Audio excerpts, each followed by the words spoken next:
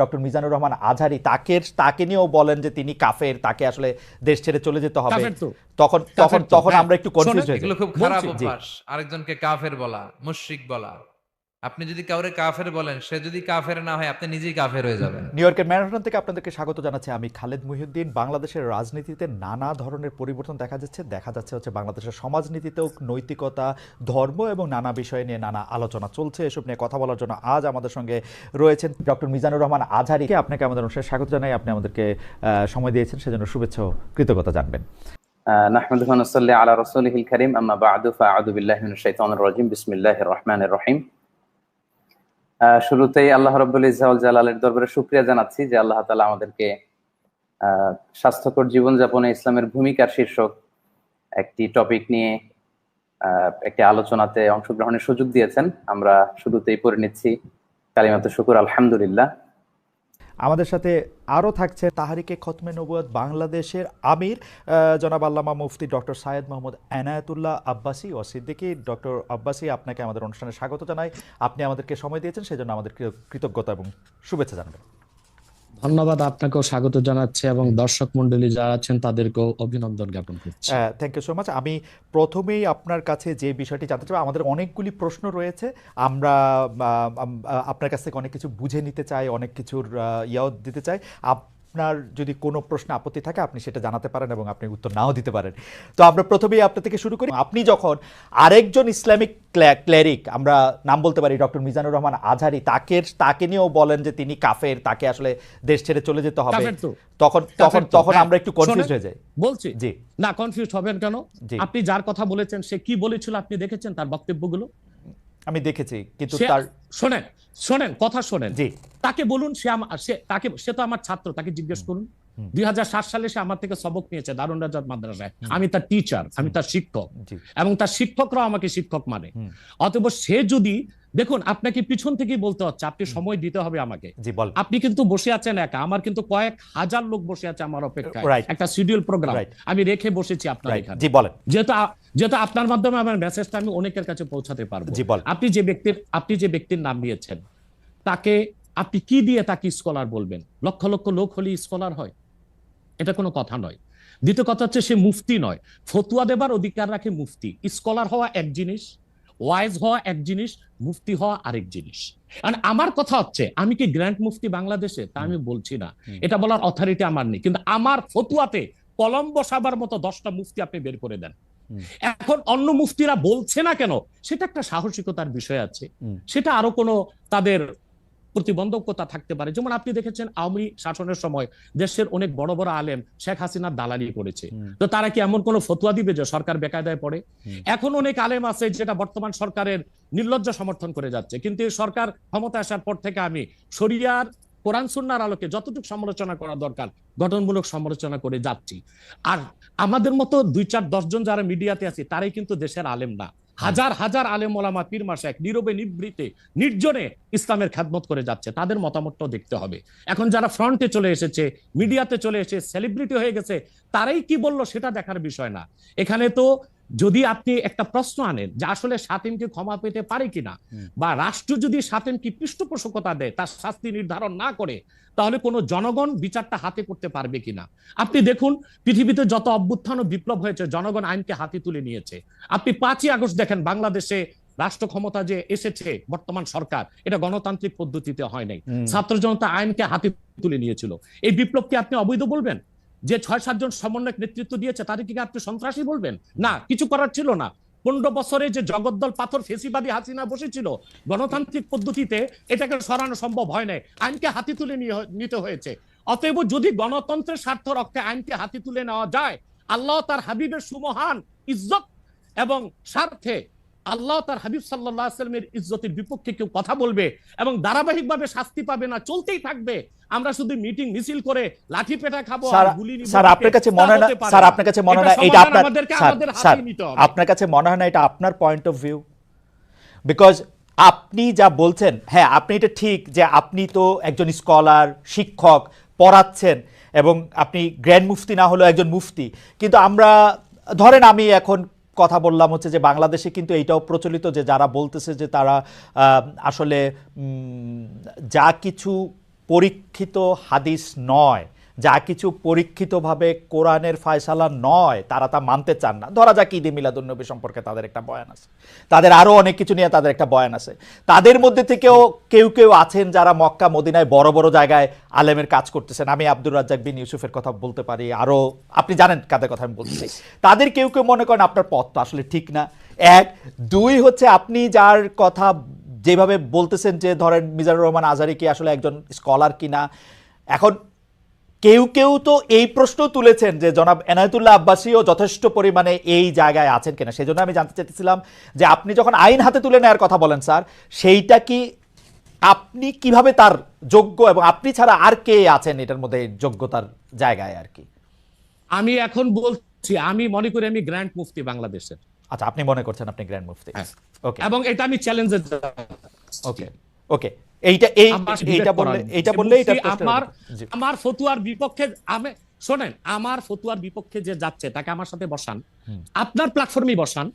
এক, দ্বিতীয় কথা হচ্ছে ঈদে মিলাদুন্নবী নিয়ে যে আপনি প্রশ্ন করেছেন, ঈদে মিলাদুন্নবী সাল্লাল্লাহু আলাইহি ওয়াসাল্লাম নিয়ে অনেক ডিবেট হয়েছে এবং ঈদে মিলাদুন্নবীর পক্ষে যারা, তারাই বিজয়ী হয়েছে। আর বাংলাদেশে ওলামায়ে দেওবন্দের একটা বিরাট অংশ যারা মূল ধারার, তারা কিন্তু ঈদে মিলাদুন্নবী নিয়ে কখনো বিরোধিতা করে না। কিছু মাত্র স্কলার আছেন যারা কোনোভাবে পারসেজ হয়ে আছেন, তারাই ঈদে মিলাদুন্নবীর বিরোধিতা করে। আমরা বলি মিলাদ যার সিরাত নার তার, মিলাদুন নবী সাল্লাল্লাহু আলাইহি ওয়াসাল্লাম ব্যানারও মাহফিল হতে পারে, সিরাতুন নবী সাল্লাল্লাহু আলাইহি ওয়াসাল্লাম ব্যানারও মাহফিল হতে পারে। এবং আপনি শুনেছেন আজকে 4 বছর যাবত সৌদি সরকার উচ্চ ওলামা পরিষদ ফতোয়া দিয়েছে যে ঈদে মিলাদুন্নবী উপলক্ষে মাহফিল সৌদি আরবে হবে এবং 12 রবিউল আউয়াল তারা রাষ্ট্রীয় ছুটি ঘোষণা করে রেখেছে। এবং বাংলাদেশে বর্তমান সরকারও যথেষ্ট আলেম ওলামা আছেন যারা কওমি ঘরানার এবং দেওবন্দ ঘরানার, যাদেরকে আমরা আহলে হক মনে করে থাকি। এবং আমরা মনে করি জৌনপুর, ফুরফুরা, সারসিনা, আহলে সুন্নাত, আহলে হক একই ধারাতেই চলে আসছে। তারাও কিন্তু ইসলামিক ফাউন্ডেশনের দায়িত্বে আছে এবং তারা কিন্তু এবারও ঈদে মিলাদুন্নবী ব্যানারে প্রোগ্রাম করেছে এবং আমি সেখানে অংশগ্রহণ করেছিলাম একদিন। অতএব বিচ্ছিন্নভাবে কে কি ঈদে মিলাদুন্নবীর বিরোধিতা করলো, আব্দুর রাজ্জাক সাহেবের নাম বলেছেন, ওনাকেই বসান আমার সাথে কথা বলি, সংলাপ হতে তো কোনো দোষ নাই। ওকে, বা আপনি আরো যাদের কথা বলেছেন তাদেরকে বসান আমাদের সাথে। আচ্ছা, আমার এখানে একটা সম্পূরক জাস্ট প্রশ্ন আছে আইনের ব্যাপারে। যেহেতু তেহরিকে খতমে নবুয়তের শাখা যুক্তরাজ্যেও আছে, এখানেও আছে, আপনি একইভাবে এই কথা বা ভারতের পশ্চিমবঙ্গের কথা বলেছেন, এইখানে যেটা বলছেন সেটা কি যুক্তরাজ্য এবং ভারতের পশ্চিমবঙ্গের জন্য প্রযোজ্য? যুক্তরাজ্যেও যদি কেউ এই ধরনের কথা বলে তাকেও কি আপনি এরকম একটা কথা বলবেন বা বলতে পারবেন? জি জি বলবো। আমি যুক্তরাজ্যে যে সাফার করে এসেছি সেটা শোনেন আগে। 2 বছর আগে আমি যুক্তরাজ্যে গিয়েছিলাম। আমার 7টা প্রোগ্রাম ছিল। 4টা প্রোগ্রাম করতে পেরেছি, 3টা প্রোগ্রাম আমি করতে পারিনি। এবং সেখানে আমার বিরোধিতা করেছিল নাইজেল ফারাজ। আপনি জানেন তাকে, সিএনএন নিউজ প্রেজেন্টার, এবং সে ব্রেক্সিট আন্দোলনের হোতা ছিল এবং সে ব্রিটিশ পার্লামেন্টে মেম্বার ছিল। আমার যেদিন সেন্ট্রাল লন্ডনে প্রোগ্রাম ছিল, নাইজেল ফারাজ লং মার্চের ঘোষণা দিয়েছিল এবং আমি সেখানে যেতে পারিনি। কেন? নাইজেল ফারাজ 23টা প্রতিবেদন করেছিল আমার বিপক্ষে। তার মধ্যে উল্লেখযোগ্য ছিল যে আমি মুরতাদের শাস্তি মৃত্যুদণ্ড চাই। বাট ব্রিটিশ পুলিশ আমাকে অ্যারেস্ট করেনি এবং ব্রিটিশ পুলিশ আমাকে শুধু প্রোগ্রাম করতে দেয়নি সহিংসতা বেশের জন্য। কিন্তু আমি রানীকে গালি দিয়েছি, সেটাও সেখানে তুলে ধরা হয়েছে। আমি রানীকে গালি দেওয়া যায় ইংল্যান্ডে? মুরতাদের শাস্তি মৃত্যুদণ্ড চেয়েছি, সেইটা 23টা প্রতিবেদন করে আমার এই বক্তব্য ফতোয়াগুলো সেখানে লন্ডনে দেখানো হয়েছে। আমি বাংলাদেশে যে চরিত্র, লন্ডনে সেই চরিত্র, পশ্চিম বাংলায় সেই চরিত্র।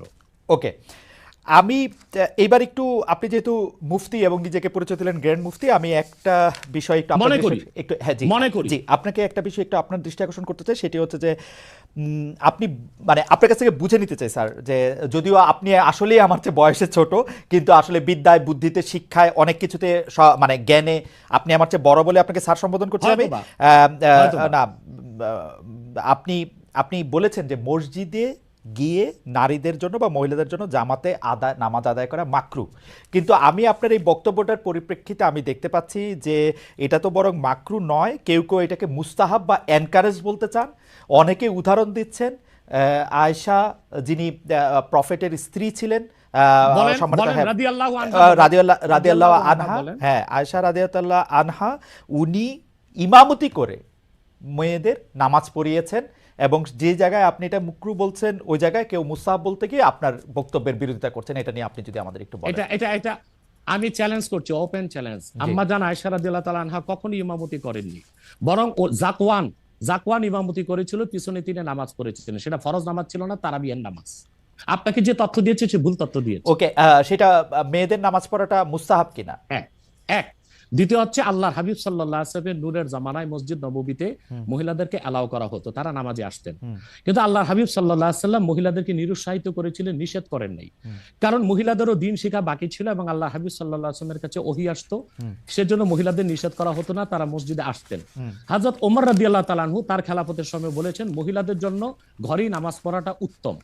তখন প্রচুর পরিমাণ সাহাবী উপস্থিত ছিলেন, তারা হযরত ওমরের এই কাজে কেউ বাধা দেননি। সেজন্য মহিলাদের মসজিদে আসাটা হারাম নয়, মাকরু বলা হয়েছে জামাতে আসা। কারণ আম্মাজান আয়েশা রাদিয়াল্লাহু তাআলা আনহা নিজেও বলেছিলেন যে বর্তমানে মানে ১৫০০ বছর আগেই আম্মাজান আয়েশা বলেছেন যে এখন মহিলাদের মসজিদে না আসাই উচিত ফিতনার এই সময়। তো ১৫০০ বছর আগে যদি ফিতনার আশঙ্কা করে আম্মাজান আয়েশা মসজিদ নববীতে মহিলাদের আসাটাকে নিরুৎসাহিত করে থাকেন, তাহলে হযরত ওমর রাদিয়াল্লাহু তাআলা আনহুর সিদ্ধান্তটা সঠিক ছিল। আর বর্তমান যুগে সেটা আমরাও নিরুৎসাহিত করি, এজন্যই মাকরু বলি। মাকরু মানে হারাম নয়, খুব কঠিনভাবে নিষিদ্ধ নয়, জাস্ট নিরুৎসাহিত করা।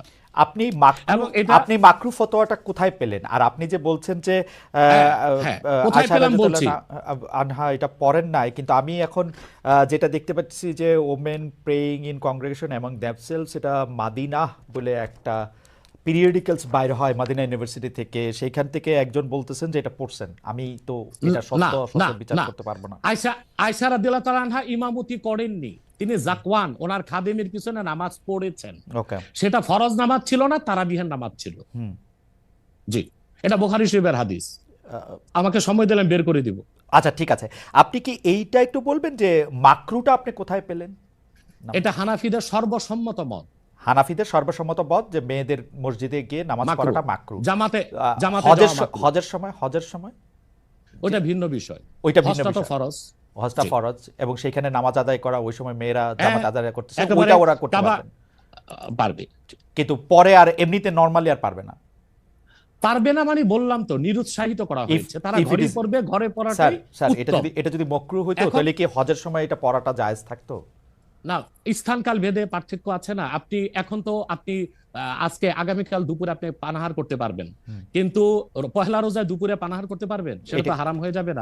স্থানকাল পাত্র বেশে হুকুমটা ভিন্ন হবে না? হবে, কিন্তু যেটা হজে পারমিটেড, যেটা হজের মাঠে পারমিটেড, সেটা আর পৃথিবীর কোথাও মাকরু হইতে পারে? হজটা কি? হজটা হচ্ছে কাবাগরে যেতে হবে, পুরুষকেও যেতে হবে, মহিলাকেও যেতে হবে, কাবাগর একটাই, সেজন্য সেখানে সেটা ছাড় আছে। কিন্তু মসজিদ পৃথিবীতে একটা না, মহিলারা ঘরে নামাজ পড়তে পারবে।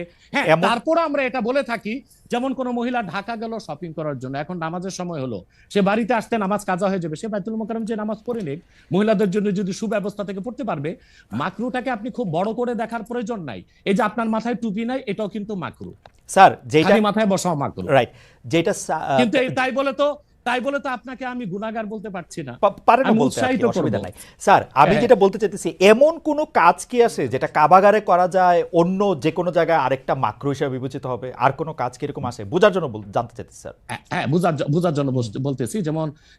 যেমন কাবাগারে উপস্থিত হলে ওযু অবস্থায় যেতে হবে, অন্য কোনো জায়গায় গেলে ওযু অবস্থা লাগবে না। কেউ যদি হজ করতে ইহরাম বাঁধে, স্ত্রীর সহবাস তার জন্য হারাম যতদিন কাবাগারে, না, যেটা কাবাগারে করা যায় সেটা অন্য কোথাও হারাম আছে কিনা? কাবাগর, হ্যাঁ হারাম আছে। যেমন কাবাগর তোয়াফ করা হচ্ছে ফরজ, হজের একটা ফরজ, কিন্তু পৃথিবীর অন্য কোনো ঘর কোনো জায়গায় তোয়াফ করা যায় না, সেখানে যেটা যে অন্য জায়গায় যায় না। মানে যেহেতু কাবাগর তোয়াফ করা যায়, মানে কাবাগর শুধু তোয়াফের জায়গা, কাবাগর তোয়াফ করা ফরজ, কিন্তু পৃথিবীর অন্য কোনো মসজিদ বা আল্লাহর ওলির কোনো কবর বা মাজার তো তোয়াফ করা যাবে না, সেটা তো শিরক। আচ্ছা, তাহলে স্থানকাল পাত্র ভেদে এবং সময়ের ভিন্নতার কারণে হুকুম পরিবর্তন হয়। যেমন আমি আপনাকে একটা উদাহরণ দিয়েছি, আগামীকাল আপনাকে দুপুরে খেতে হবে, সেটা খাওয়া আপনার জন্য সওয়াবের কাজ। আল্লাহ বলেছেন কুলু ওয়াশরাবু, খাও পান করো, কিন্তু ঠিক পহেলা রোজার দিন দুপুরে আপনি খেতে পারবেন না, সেটা হারাম। অথবা মাকরুর বিষয়টাও স্থানকাল পাত্র ভেদে তো পরিবর্তন হবে। লাস্ট কোশ্চেন এই সিরিজে জাস্ট বোঝার জন্য, আমাদের অনেক দর্শক জানাচ্ছেন যে সৌদি আরব সহ ইসলামী বিশ্বের অনেক দুনিয়ায় মেয়েদের জামাতে নামাজ পড়ার ব্যবস্থা মসজিদে আছে, তাহলে সেই ব্যাপারটা কি মাকরু কিনা এবং তাদের শরিয়া বোর্ড সেইটাকে আসলে পরীক্ষা করছে কিনা? আবার বলেন তো প্রশ্নটা। এমন অনেক মুসলিম দেশ আছে, সৌদি আরব সহ, আরব দেশ সহ, যেখানে জামাতে মেয়েদের নামাজ পড়ার ব্যবস্থা আছে। বিশেষ করে রমজানের সময় তো তারাবির নামাজের ক্ষেত্রে মেয়েরা অনেকেই যান, তো সেই ক্ষেত্রে তারা এই মাকরুর ব্যাপারটা অবগত কিনা, তাদের শরিয়া ব্যাপারটার দিকে নজর রাখছে কিনা?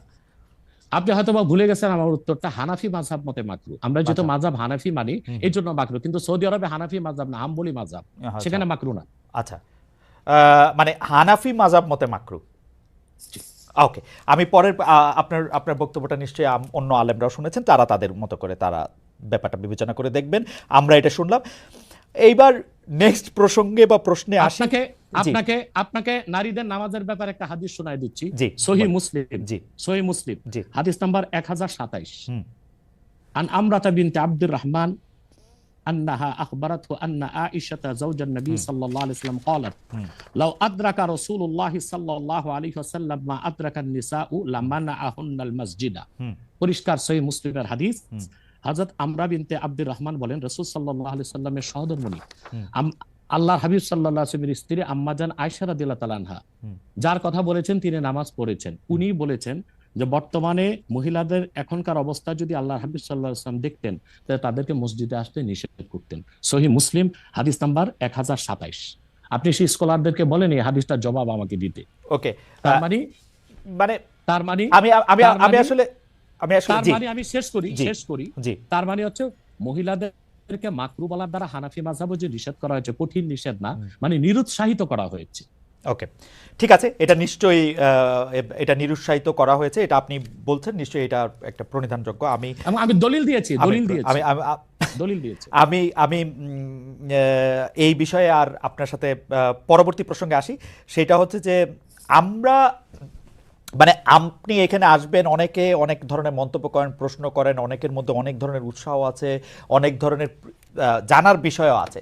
সেই জন্য আপনি যেটাকে বলছে হচ্ছে যে আপনাকে বলা হচ্ছে যে একজন পেশাদার বক্তা, যখন যেহেতু আপনি বক্তৃতা দিয়ে টাকা নিয়ে থাকেন, এইটা আপনি ঘন্টায় কত টাকা নেন সেটা নিয়েও মানুষের মধ্যে উৎসাহ আছে। এই ধরনের বিষয় নিয়ে আপনি কি বলবেন? কেউ কেউ আবার বলে থাকেন আপনি যে বক্তৃতা দেন সেটা দিয়ে একটা নির্দিষ্ট অঙ্কের টাকা নেওয়াটাও আসলে ঠিক হচ্ছে কিনা সেটা নিয়ে অনেকে প্রশ্ন। অনেকে, গোস্তাকি মাফ করবেন, অনেকে আপনাকে হেলিকপ্টার হুজুর বলেন, কারণ আপনি বিভিন্ন জায়গায় হেলিকপ্টারে যেতে পছন্দ করেন। এই ধরনের নিউজ, এই ধরনের আলোচনা আপনি আসলে কিভাবে নিয়ে থাকেন? দেখেন, আপনি একজন স্বনামধন্য সাংবাদিক এবং আপনি সাংবাদিকতার মাধ্যমে বাংলাদেশের অনেক উপকার করেছেন, কিন্তু কোন হিংসুক বা নিন্দুক যদি বলে খালেদ মহিউদ্দিন একজন বাচালি করে টাকা কামাই করে, এটাকে আপনি মানবেন? মানবো। আমি বক্তা না, আমি হচ্ছে দায়ী আল্লাহ। আমি আপনি ঠোঁটে চেয়ে খান, কিন্তু আমি মেধা দিয়ে সেবা করি মানুষকে। আমি বক্তা নই। আমার পরিচয় হচ্ছে, দেখুন আমাদের একটা ইতিহাস আছে, আমি পেশাদার কোনো বক্তা নই, আমি হচ্ছে দায়ী আল্লাহ। আল্লাহর দিনের দাওয়াত মানুষের কাছে পৌঁছে দিই। এখন আসে টাকার বিষয়। বাংলাদেশে কেউ কোনোদিন দেখাতে পারবে না আমি আমার নিজের জন্য কোনো টাকা চেয়ে নেই। যদি আমি কোনো প্রোগ্রামে কন্ট্যাক্ট করে টাকা নিতাম তো সর্বনিম্ন 3 লাখ টাকা রেট রাখতাম, কিন্তু কখনো কখনো আমাকে তারা খুশি হয়ে যাবে সেটা আমি নিয়ে থাকি। দ্বিতীয় হচ্ছে হেলিকপ্টার প্রসঙ্গ, এটা হচ্ছে আমার অত্যন্ত প্রয়োজন। হেলিকপ্টারটা আমার চেয়ে বেশি বাংলাদেশে শেখ হাসিনাও ব্যবহার করেন, এটা আমি অহংকার করে বলছি না, আল্লাহ তাআলার শুকরিয়া আদায় করছি। এবং বাংলাদেশে অনেক বক্তা বা স্কলার এক সময় আমার বিরোধিতা করেছে, আমি হেলিকপ্টার কেন চলি, হেলিকপ্টারে কেন যাই। বাংলাদেশে 2014 সাল থেকে ব্যাপকভাবে আমি হেলিকপ্টারে যাচ্ছি। এখন অনেক বক্তা, স্কলার বা স্ক্রু ড্রাইভার যাই বলেন, তারা হেলিকপ্টার ব্যবহার করছে, এখন আর সমস্যা হচ্ছে না। আমারটাই আর কি সমস্যা ছিল। হেলিকপ্টারটা কেন ব্যবহার করি, আপনাকে একটা সহজ উদাহরণ দিচ্ছি। গত পরশুদিন আমার একটা প্রোগ্রাম ছিল মেঘনাতে, দিনে বাদে জোহর, আর রাতে আমার প্রোগ্রাম ছিল রংপুর হারাগাছ, সেটা মিডিয়াতে ব্যাপক প্রচার হয়েছে। পরের দিন আমার প্রোগ্রাম ছিল কালকে লোহাগাড়া, এই চট্টগ্রাম সাতকানিয়া। এখন আমি হেলিকপ্টার ব্যবহার না করে দিন ও রাতে 3টা প্রোগ্রাম করা কি আদৌ সম্ভব? না, সম্ভব না। যেখানে আমার বাড়ি আব্বাসী মঞ্জিল থেকে চিটাগাং রোড যেতে 1.5 ঘন্টা লাগে, তা আমি কিভাবে মেঘনার প্রোগ্রামটা দিনে করে রাতে হারাগাছ করে পরের দিন চট্টগ্রাম যাই? আমাকে এটা অনিবার্য কারণে হেলিকপ্টার ব্যবহার করতে হচ্ছে, এবং সেটা জনগণই দেখে। এর জন্য তো আমাকে হেলিকপ্টার হুজুর বলতে পারে না। এখন যে হুজুর নৌকায় চড়ে মাহফিল করতে যায় তাকে কি নৌকা হুজুর বলবেন? বা যিনি প্রাইভেট কারে প্রোগ্রাম করতে যায় তাকে কি বলবেন ট্যাক্সি হুজুর? এগুলো হচ্ছে আমি গাড়িও ব্যবহার করি যখন যেটা লাগে। আমি এখন প্যারাডো ইউজ করতেছি, এটা 3 কোটি টাকা।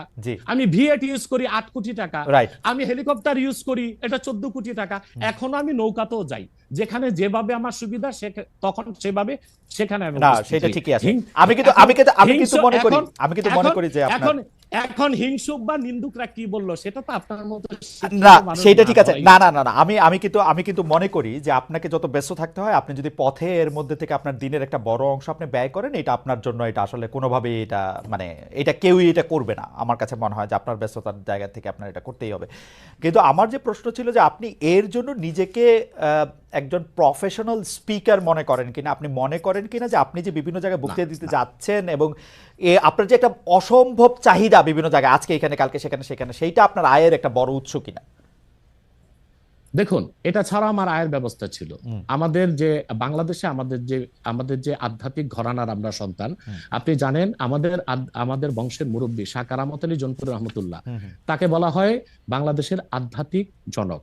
টু নেশন থিওরির ভিত্তিতে দেশ স্বাধীন হয়েছে এবং ডব্লিউ হান্টার তার বইতে উল্লেখ করেছে, এনসাইক্লোপিডিয়া অফ ব্রিটানিকাতে এসেছে, ইসলামিক ফাউন্ডেশন বিশ্বকোষে এসেছে, কারামত আলী জনপুর রহমতুল্লাহর হাতে 2 কোটি লোক মুসলমান হয়েছে। ওনার কারণেই পরবর্তীতে দেশটা স্বাধীন হয়েছে। উনি ইন্তেকাল করেছেন 154 বছর আগে। আমি ওনার সিলসিলায়, ওনার বংশের আমরা জোনপুরি পীর সাহেব বলে খ্যাত। আমি যদি অন্য পীরদের মতো আব্বাসী মঞ্জিলে বসে পিরি মুরিদি করে যেতাম, তাহলে আমার কোটি কোটি টাকা বছরে আসতো। মূলত আমার হচ্ছে দিনের দাওয়াত দেওয়াটাই আমার মূল কাজ। তারপর জনগণ যেটা খুশি হয়ে আমাকে সম্মান করে, সেটা আমার জন্য যথেষ্ট। আপনি কি আব্বাসী, এটা আমার পেশা নয়, Okay. এটা নেশা। আপনি কি আব্বাসী মঞ্জিলে আর জি। এখন বসেন না, মানে ওই সিলসিলা কি আপনি বসি বলেন? বসি But- বসি বসি, কিন্তু মূল হাইলাইটস করা হচ্ছে দাওয়াতের কাজকে।